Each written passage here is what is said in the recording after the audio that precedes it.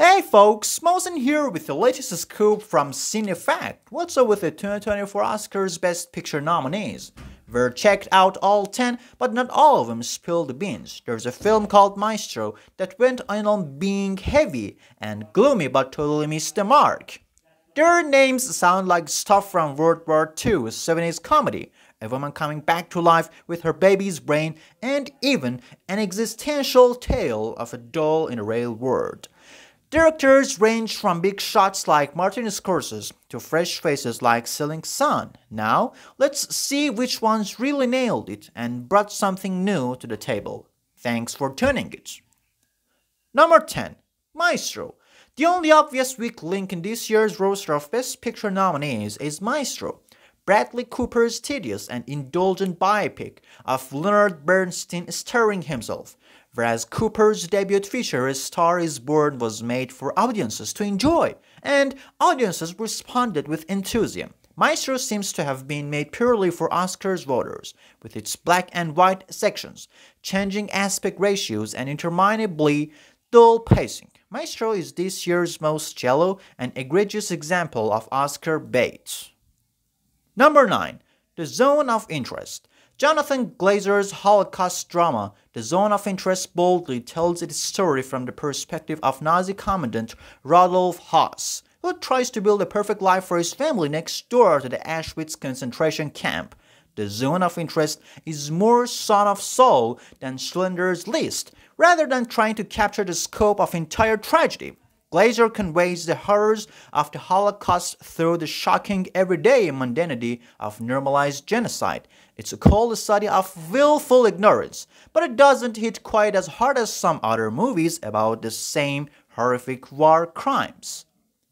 Number 8. American Fiction.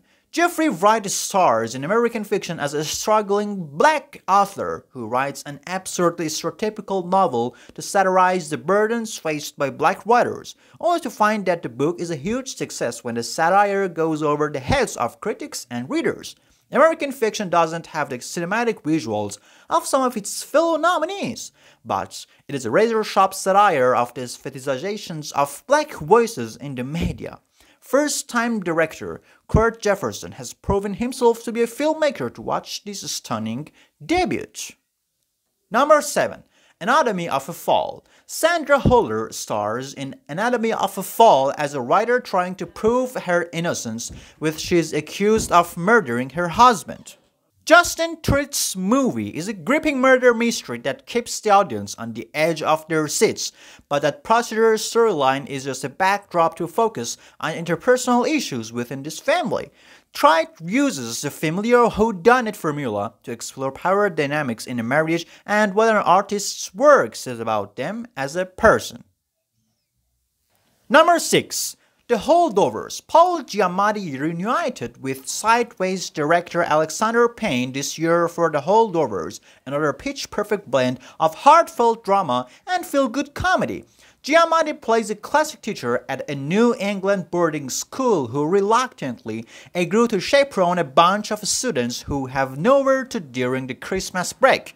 The Holdovers isn't just set in the 70s, its grainy aesthetics and intimate focus on character dynamics make it play like a lost movie from the 70s.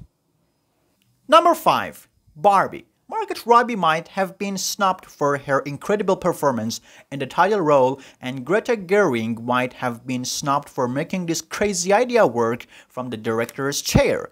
But Barbie still earned its much-deserved Best Picture nod. This musical fantasy comedy uses its pink utopian setting to point out everything that's wrong with the real world. Barbie is both crowd-pleasing blockbuster entertainment and a poignant meditation on human existence, and it's very tricky to pull off both in the same movie. Number 4. Poor Things. After working together on previous Best Picture nominee, the favorite Yorgos Lanthimos and Emma Stone reunited and earned another nomination for Poor Things, their quirky, steampunk-infused, fiercely feminist take on the Frankenstein story.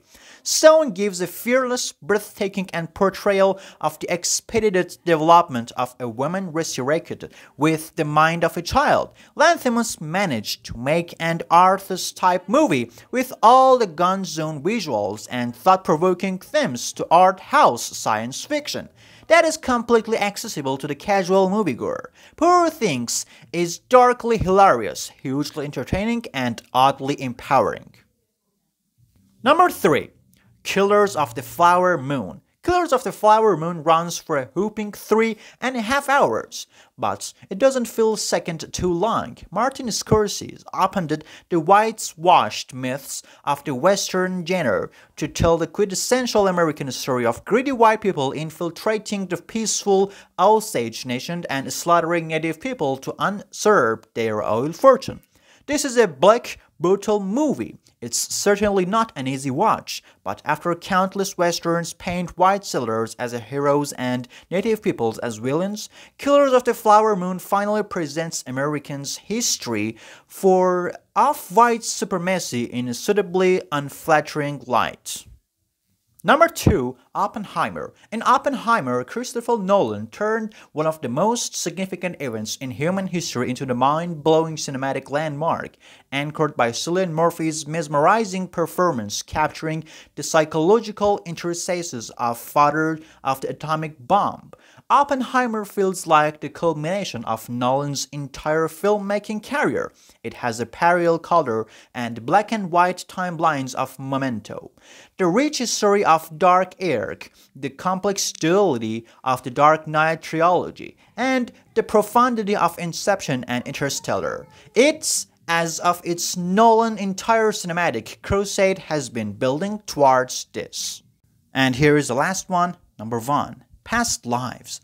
This little indie darling is unlikely to win the actual award, but it's arguably the finest film out of the 2024 Oscars Best Picture nominees. First-time filmmaker Celine Song bared her soul with this beautiful semi-autobiographical love story about two childhood friends spending a weekend together in New York after 24 years and pondering what could have been. Song takes the time to flesh out the characters' relationship in the first half, so their reunion in the second half has the appropriate emotional oomph. It might be Song's first movie, but it plays like the work of a seasoned master. Alright folks, that's wrap. For more juicy news, film analysis, or even some cool stories, make sure to stay tuned to CineFact channel. Don't forget to hit that like button, subscribe, and ring that bell so you won't miss any updates. Stick with us, and until next time, catch you later, and stay cool. Get that Barbie! Ideas live forever.